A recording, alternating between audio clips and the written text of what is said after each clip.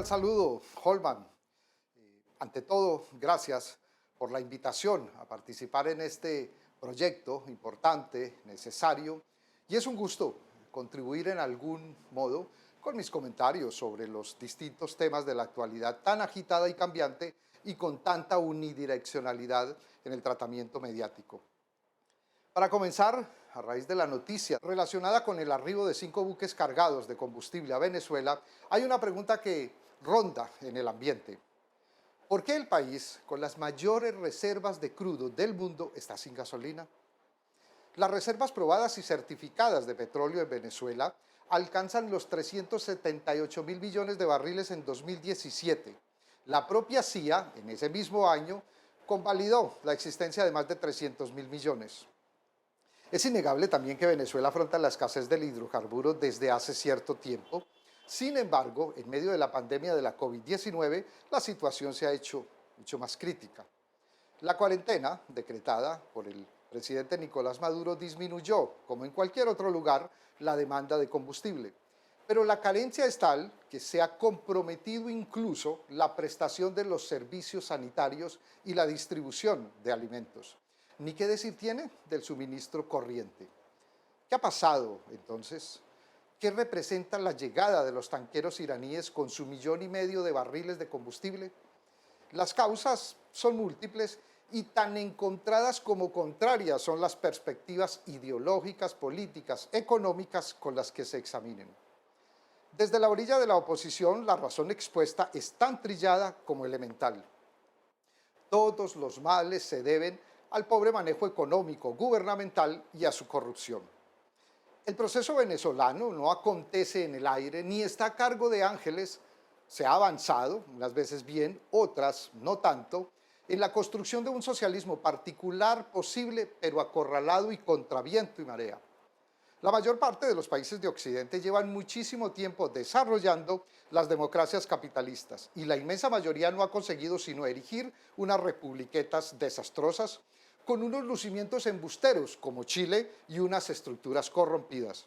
Un decrépito sistema apuntalado por democracias en pañales. Una constante de la república remota, bananera, pero sobre todo una singularidad de la ejemplar, la estadounidense, con su sarta de mentiras arquetípicas, el America Way of Life, el Make America Great Again. La actual pandemia dejó el almuerzo desnudo, como el título de la novela de William Burroughs. Ojalá que los ciudadanos estadounidenses se percaten de la clase de élites que los tienen en la punta de los tenedores. La esencia del problema de Venezuela no es el socialismo que se trata de edificar, sino del capitalismo voraz que se esfuerza en destruirlo y que para hacerlo está dispuesto a todo, desde contratar mercenarios a dólar, a peso, en el vecindario como Colombia, hasta matar un pueblo entero de hambre. Venezuela no se aisló por un capricho de sus gobernantes, la aislaron los gobernantes de los países que aletean como buitres alrededor con la pretensión de hacerse a sus riquezas. Partiendo de aquellos 50 y tantos países que reconocen como presidente a Guaidó, el títere estadounidense, que se autoproclamó presidente en una calle cualquiera y que, ese sí, se ha dedicado al pillaje de los fondos internacionales de los venezolanos. Venezuela es un país de considerables riquezas, empezando por el petróleo, que siempre ha estado en la mira estadounidense. Aunque se manifieste lo contrario, aunque Estados Unidos sea el principal productor mundial del crudo o el producto cotice a precios negativos, y aunque la COVID-19 disminuyera el consumo, y aunque cualquiera, con 2 dedos de frente, entienda que son mejores, más limpias y convenientes varias otras fuentes de energía. Eso será cierto en el mundo del revés, porque en el que vivimos, el petróleo de esquisto, que ha permitido a los Estados Unidos posicionarse como el primer productor, es una mentira de cabo a rabo, apenas rentable en los terrenos de la especulación y la deuda y con un precio por encima de los $60 el barril. El petróleo mueve y seguirá moviendo el mundo por bastante tiempo. Ahora, Estados Unidos se centra en la vuelta a la normalidad, al consumo desenfrenado, y además le urge lograr la recuperación económica en un contexto electoral y de confrontación internacional con China. Dos retos complicados que implican intensificar la marcha de una maquinaria que desde la visión del actual gobierno estadounidense solo la mueve el petróleo, mucho petróleo. De hecho, la mayor parte de las grandes petroleras europeas ha incrementado las inversiones en los negocios de energías renovables y de bajas emisiones de gas carbónico, mientras que las endeudadas compañías de Estados Unidos siguen proyectándose e invirtiendo en petróleo y gas. Pero Venezuela también es rica en una larga lista de minerales que incluyen oro, diamante, bauxita, níquel, etc. Y en las llamadas tierras raras, los minerales del futuro, claves para el desarrollo de la alta tecnología. El actual gobierno estadounidense sabe que de eso depende su hegemonía mundial. Y a la mano, toda una riqueza y una despensa de hidrocarburos y minerales a 4.500 kilómetros de distancia, que no son nada comparados con los disponibles y también esquivos al otro lado del globo. Pero para disponer de esa riqueza es imprescindible deshacerse del actual presidente, Nicolás Maduro, y de todo su gobierno y de todo lo que huela a chavismo.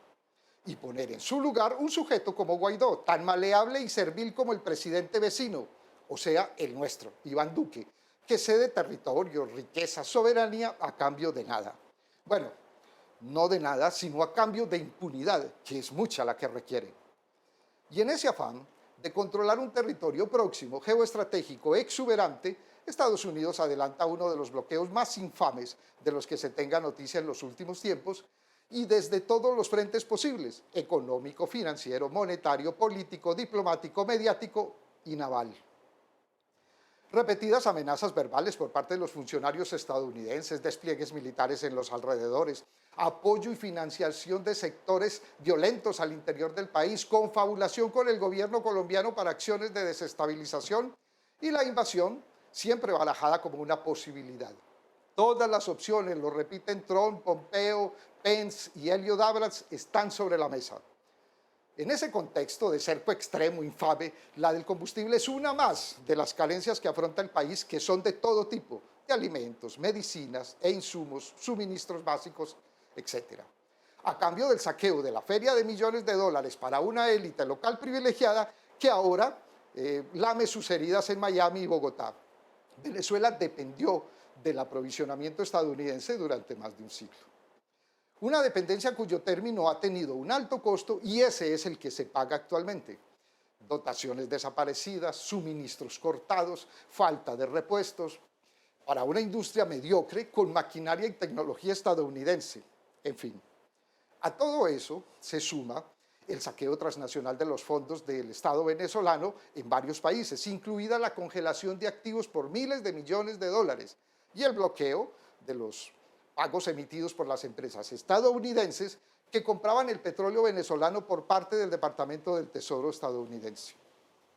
Y el robo de Citgo, la filial de la estatal Petróleos de Venezuela, de PDVSA en Estados Unidos, a través de un endeudamiento ilegal y de la complicidad del golpista Guaidó. Citgo, nadie lo reseña, era además un importante circuito refinador. Es probable que el reiterado cambio de administración de PDVSA durante los últimos años tenga que ver con deficiencias de gestión, pero tampoco puede pasarse por alto que la compañía petrolera, por razones obvias, ha sido el centro de infiltraciones, ataques terroristas y sabotajes por parte de grupos violentos opositores. Son muchos y variados, pues, los motivos por los cuales el país con las mayores reservas de petróleo del mundo está sin gasolina. Unos, desde luego, tienen que ver con deficiencias de administración y de planeación internas de que hablaba. Otras, sin duda, se enmarcan en el caótico mercado petrolero mundial y en las debacles de los precios, donde el actual es la cereza del pastel. Muchos de esos motivos están en el cerco inhumano al que Estados Unidos somete al país. Tampoco pueden pasarse por alto las razones relacionadas con la estrategia transnacional de hurto de los recursos del Estado venezolano. El arribo de los 5 tanqueros iraníes no soluciona la situación de manera estructural, pero es un aire en medio de la aguda crisis y le abre un compás de espera a la posibilidad de reiniciar el refinamiento del crudo en el territorio venezolano. Todo indica que los buques, junto al 1,5 millones de barriles de gasolina, traen repuestos y productos químicos necesarios para reactivar el refinamiento. No será una tarea fácil en medio de una confrontación en la que, por más crucial que sea, el Frente Petrolero Mundial es apenas uno entre muchos. Así que es bueno contar hasta 10 antes de tragar entero el cuento de que la escasez y la suma de los males es interna y gubernamental. Es una crisis en la que en el centro está la no pequeña ayuda de los muchos enemigos, poderosos e imperiales. Claro está, en el mundo no solo hay enemigos, también caben los aliados, los socios, los amigos. Y esos tanqueros, con lo que sea que traen a bordo, son una muestra de solidaridad en medio de el sitio bárbaro medieval al que en pleno siglo XXI los Estados Unidos someten a países como Venezuela y el propio Irán. Gracias y hasta la próxima ocasión.